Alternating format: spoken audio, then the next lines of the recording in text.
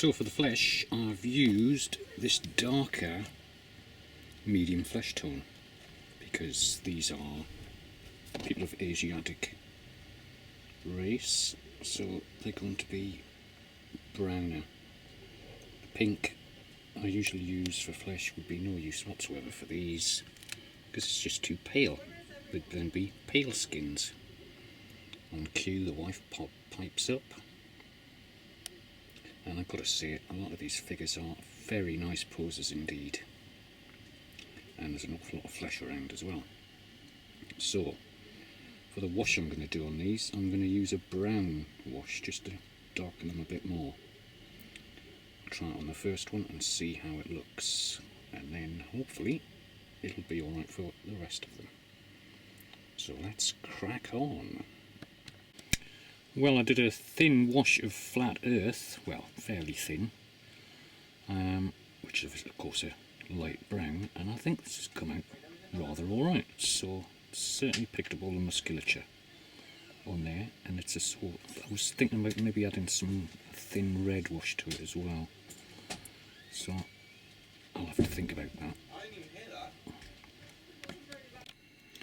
So stage 2, it's easy for me to see. I've been round all the figures with a brown wash, and I think it looks pretty good. Still a little bit yellowish, still considering whether to add some red to the mix, and I haven't done his knife because of course he's been sat here, so he's the only one I didn't do. Fairly happy with the black hair, but I think it's a bit too dark. I might do some dry brushing with a dark brown on some of them because it is very dark. So yeah, let me just show you the rest of them. So yes, I've been round the rest of them. Got to finish him off. I ran out of black paint. So they're starting to come on, but very happy with the progress I've made so far.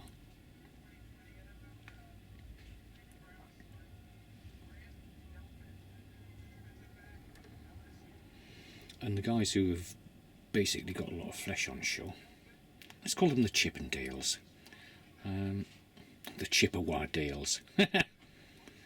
Yep, I'm here all week. I like how they've come out, and there's 4 here I just want to show you now because they're going to be a little bit different. So it's these 4 guys, and these are Huron, I believe, because I've been doing a lot of research on Native Americans at the moment, mainly by watching the wonderful 1990s movie Last of the Mohicans with Daniel Day-Lewis and the rather charming Madeline Stowe. So I'm going to paint these, I think the feathers they've got on the top of their heads, whatever, they're going to be painted red because, as I say, I've not only been watching The Last of the Mohicans by James Fenimore Cooper, one of the fathers of American literature, and also looking at lots of pictures on Pinterest and the internet about the Great Lakes Indians, the Algonquin, the Iroquois, and that's one of the nice things about this set. It's got quite a selection of Mohicans or Mohegans, or however you want to pronounce them, but there's a real variety in these figures. It'd be nice to get lots of sets of them with different poses, but there's a lot of scope with them.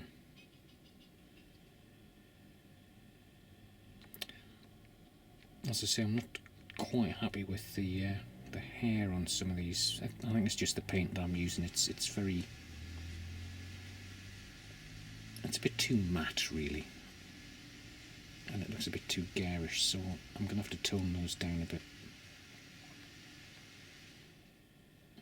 So let's carry on and see where I go with that. As for the flesh,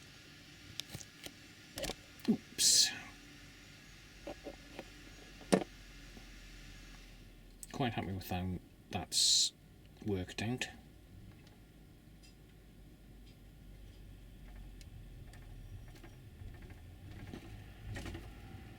Do like that one there. He's come out quite nicely. Not something I've done before,